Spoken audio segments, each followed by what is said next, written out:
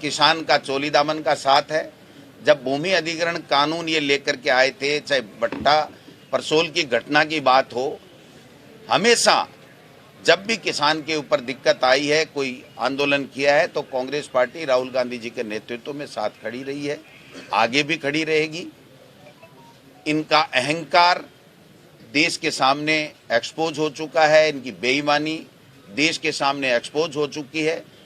इनको माफी मांगनी चाहिए और भविष्य में जो वादे इन्होंने किए थे कि किसान की आमदनी दोगुनी करेंगे, उन वादों के ऊपर इनको काम करना चाहिए।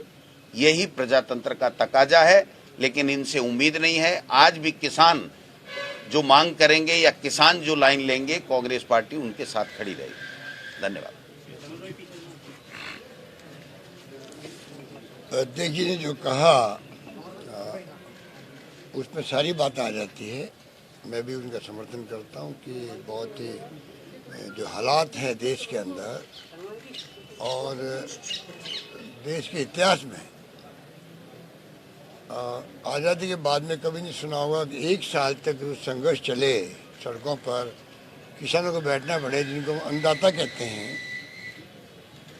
और उन्होंने भी इतिहास बनाया है जिस प्रकार से संघर्षशील होकर के और जिस भावना के साथ में पूरे देश के किसानों को रिप्रेजेंट कर रहे थे। वो मोदी जी व उनकी सरकार के लोग समझ नहीं पा रहे थे। जो बॉर्डर पे लोग बैठे हुए थे, पंजाब बॉर्डर हो, हरियाणा बॉर्डर हो, राजस्थान बॉर्डर हो, पर वो किसान एक प्रकार से पूरे देश के किसानों को रिप्रेजेंट कर रहे थे, उनकी भावनाओं को रिप्रेजेंट कर रहे थे। वो समझने में ये सरकार फेल रही। इसी कारण से 1 साल गुजर गया और ये संघर्ष चलता रहा, सैकड़ों किसान मारे गए। राहुल गांधी जी को, विपक्षी पार्टियों को राष्ट्रपति से मिलना पड़ा हो, चाहे लगातार संघर्ष में साथ देना पड़ा हो। जब विपक्षी पार्टी बोलती है एक साथ में, तो सरकार को समझना चाहिए कि लोकतंत्र है। लोकतंत्र में जब विपक्ष क्या चाहता है, पब्लिक क्या चाहती है, वो असेसमेंट नहीं कर पाए। और जैसा कि इनके प्रकृति के अंदर है, ये अहम घमंड में रहे और प्रधानमंत्री जी को मजबूर होके आना पड़ा, देशवासियों को संदेश देना पड़ा। 3 काले कानूनों को जिनका हमारी विधानसभा ने पहले ही खारिज कर दिया था, उनके ऊपर उनको वापस लेने की घोषणा करना पड़ी। ये मैं समझता हूँ देश के किसानों की बहुत भारी शानदार विजय है। मैं अपनी ओर से, प्रदेशवासियों की ओर से किसानों को बहुत बहुत बधाई देता हूँ। उनके संघर्ष के व्यक्तित्व को सलाम करता हूँ और उम्मीद करता हूँ ये एकता जो किसानों की बनी है, ये अन्नदाता है। और भविष्य में भी सरकार, जैसा अभी अध्यक्ष जी कह रहे थे, जो वादे इनसे किए हुए हैं उस पर ज़्यादा ध्यान देगी। कब इनकी इनकम दुगनी होगी, वादा तो वो था, और 3 काले कानून लेके आ गए जो उनको बर्बाद करने वाले थे।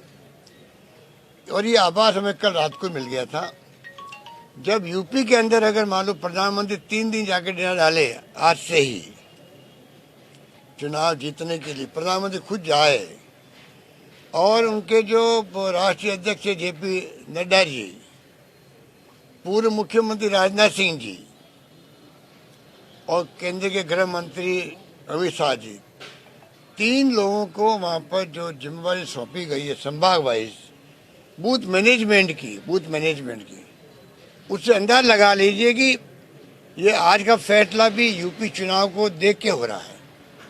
उनको मालूम है कि अगर यूपी में चुनाव हार गए तो फिर 24 के अंदर इनको सपने आएंगे कामयाब होने के अंदर। ये एहसास इनको है, भली बात थी। ये तो पूरी ताकत झोंक रहे हैं, जैसे वेस्ट बंगाल में झोंकी थी वैसे झोंक रहे हैं। और पता नहीं वेस्ट बंगाल की तरह झटका लग गया इनको। मैं समझता हूँ उसी भय के कारण से ये सब कुछ कल जो फैसले किए इन्होंने बूथ वाइज मैनेजमेंट की जिम्मेदारी केंद्रीय गृह मंत्री को, बीजेपी के राष्ट्रीय अध्यक्ष को और पूर्व मुख्यमंत्री रक्षा मंत्री राजनाथ सिंह जी को मिले और डेरा डाले प्रधानमंत्री खुद।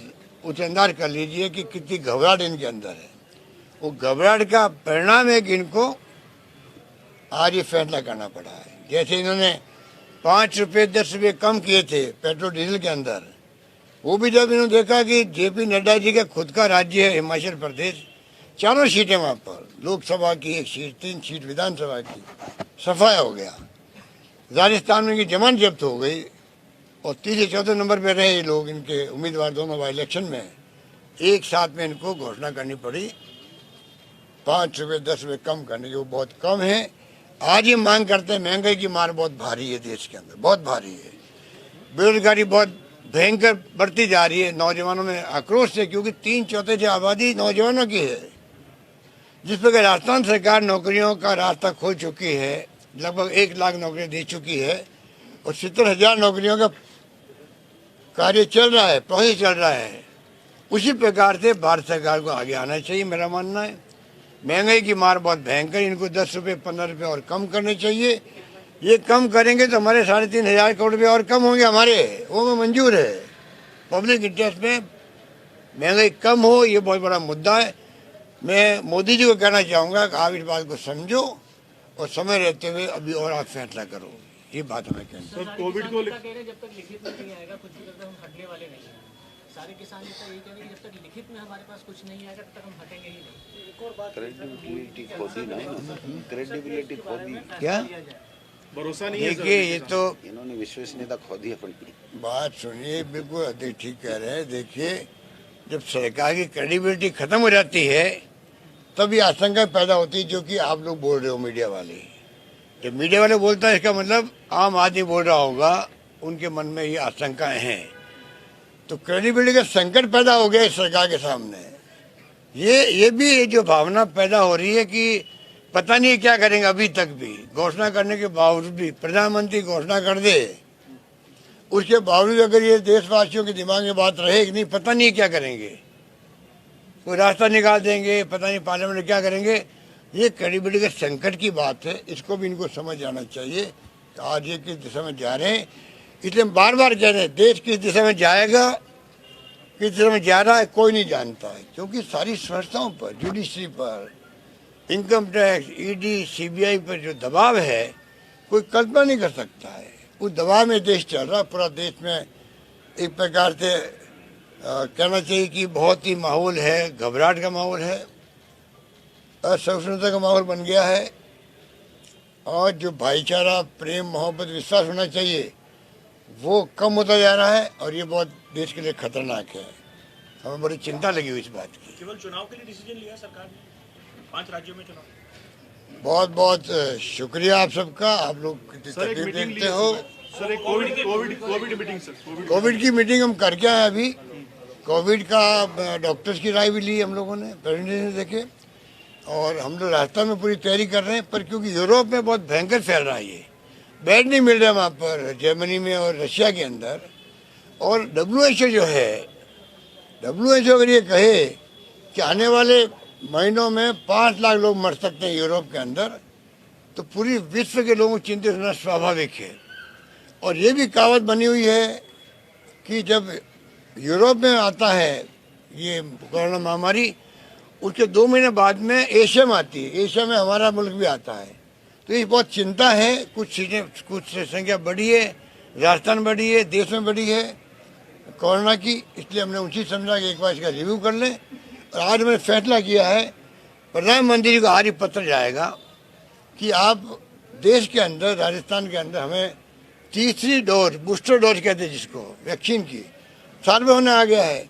तो साल भर के बाद में 30 मुल्कों में तीसरी डोज लगने लग गई है, तीसरी डोज बूस्टर डोज के रूप में। तो हमने मांग कर रहे हैं कि आप कृपा करके इस पे विचार करो और तीसरी डोज जो बूस्टर डोज है उसको अलाउ करो देशवासियों के लिए, जिससे कि हम लोग तीसरी लहर आने की नौबत नहीं आए, हम भुगते नहीं, मतलब ये बात। स्कूलों में आओ, हम जानते हैं, इसलिए मीटिंग बुलाई है। स्कूलों में आने खतरनाक है छोटे बच्चों के लिए भी। और तीसरी लहर आनी नहीं चाहिए राजस्थान के अंदर, देश के अंदर, ये हम सबकी सोच होनी चाहिए।